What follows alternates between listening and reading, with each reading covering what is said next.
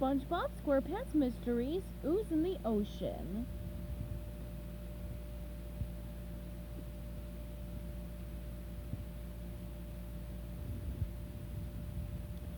Chapter 19. Man, was I ever glad to hear that voice! It was a voice I knew well, a voice that belonged to someone I admired deeply, the voice of a hero. Simple piece of advice, my friends. When a hero speaks, you listen. The 5 bad guys whirled around to face the speaker. Who said that? The atomic flounder demanded. Show yourself! Out of the shadows stepped Mermaid Man and Barnacle Boy! SpongeBob cried. Are we glad to see you? I think the answer's obvious, Patrick said. Yes, we are. But why are you here right now? SpongeBob asked. I thought you hardly ever came to the Mermaid Lair anymore. We don't, Mermaid Man said. Except when someone sets off the Mermaid Lair's secret alarm, it immediately goes off at the Shady Show's rest home, notifying us that evil is afoot in the Mermaid Lair. The rest home residents really hate it, Barnacle Boy added. Disturbs their TV watching. Secret alarm? Jumbo Shrimp asked. What idiot set that off? This idiot, Patrick said, raising his hand. SpongeBob turned to his partner, amazed and surprised. You set off the Mermaid Lair's secret alarm, Patrick? When? Patrick pointed at the control panel with all the buttons and dials. When I was looking at that thing, I saw a button marked secret alarm, so I pushed it. Now that's a good partner, Barnacle Boy said admiringly. Patrick beamed. Sorry it took us so long to get here, Barnacle Boy continued. Traffic was terrible. Mermaid Man pointed an accusing finger at the gang of bad guys. That explains why we're here. But just what do you fiends think you're doing here in our private Mermaid Lair? Explain yourselves. Speak up and enunciate clearly. The atomic flounder took a step toward the 2 elderly superheroes. We're just here to reclaim what's rightfully ours. Now hand over our evil mobile. Evil mobile? Mermaid Man asked, confused. So that's what all this is about? Barnacle Boy said. The evil mobile? He folded his arms across his chest triumphantly. Well, I'll have you know, the evil mobile is safely locked away in a secret location you'll never find no matter how hard you look. It is? Mermaid Man asked. I thought it was down in garage number 6 on some basement level 4. The villains exchanged gloating looks. Barnacle Boy slapped his palm to his face. The atomic flounder gave Mermaid Man a little salute. Thanks, you old fool. Now if you'll excuse us, we're headed down to sub-basement level 4. He started back the way he'd come in, followed by the other gang members. Mermaid Man and Barnacle Boy struck their best fighting poses. You'll have to get through us first, mischievous mutants of mayhem. Mischievous? We're way worse than mischievous, Manray argued, offended. And we're not all mutants, Jumbo Shrimp protested. Just the atomic flounder and the sinister slug. Showing his spiky teeth, the sinister slug growled. Grrr. Evil dudes, attack! The atomic flounder ordered. It looked bad for Mermaid Man and Barnacle Boy, 2 semi-retired or even fully retired senior citizens who spent most of their time playing shuffleboard and eating tapioca pudding. Plus, they were outnumbered and they lacked the element of surprise. But they did have one advantage. They were in their own Mermaid Lair, surrounded by their own weapons and gadgets. Barnacle Boy pulled a remote control out of his pocket. He pressed a button and the door to SpongeBob and Patrick's cell sprang open. Get to the wall of weapons! He shouted to them as they ran out of the cage. The 2 detectives sprinted back toward the pegboard, where they found the nose hair trimmer, hair dryer, and earwax remover. Not that wall! Barnacle Boy yelled. The other wall!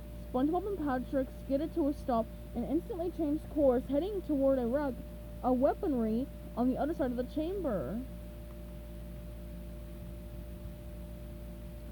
Shwook! Man Ray fired his ray gun before its bolt of energy could blast Merman. Barnacle Boy hit another button on his remote control. Floop! A transparent tube shot down from the ceiling, protecting the two superheroes. Toink! Man Ray's zap bounced off the impenetrable cylinder, ricocheting back and hitting the sinister slug. Slap! The sinister slug roared in pain. Roar! He shot an accusing look at Man Ray. Oops, Man Ray said.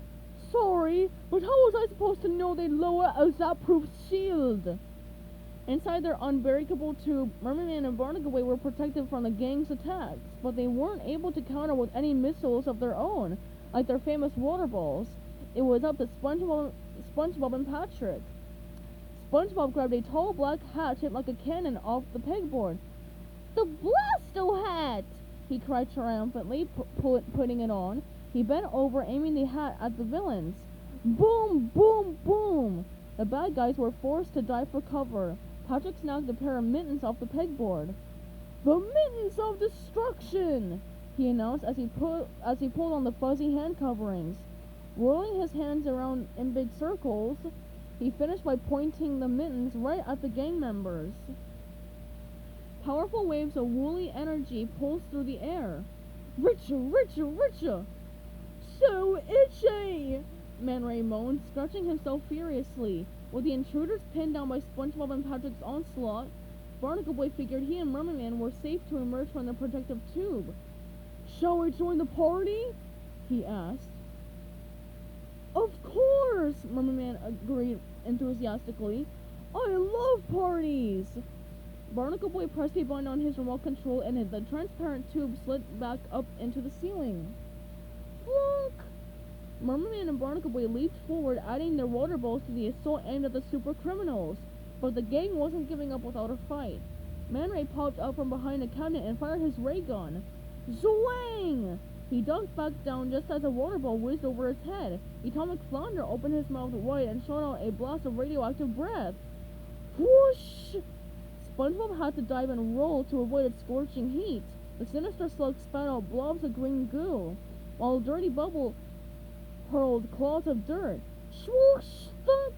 Patrick, Merman, and Barnacle Boy had to slip behind cave columns formed by stalactites joining stalagmites. The two camps of enemies were hunkered down on opposite sides of the chamber, firing projectiles at each other.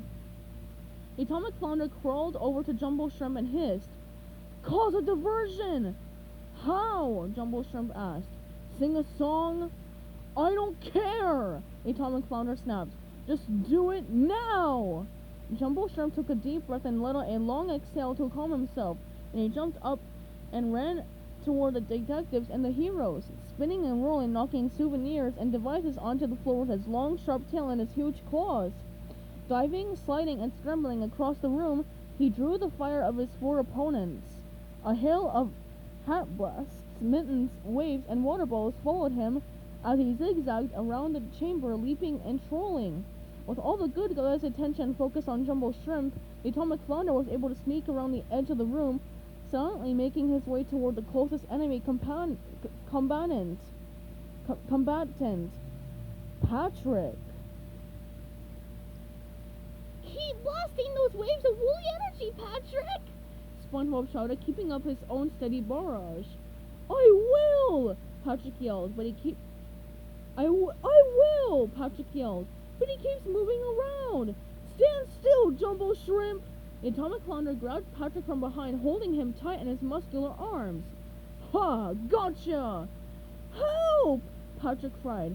SpongeBob, Merman, and Barnacle Boy all turned to see what was the matter. They were horrified to find the Atomic Flounder backing away, holding Patrick in front of him. They started to rush forward, but the Atomic Flounder shouted, Freeze! He raised a smaller third arm, moving it toward Patrick's head. Or else your pink friend here gets a nice big dose of nuclear touch!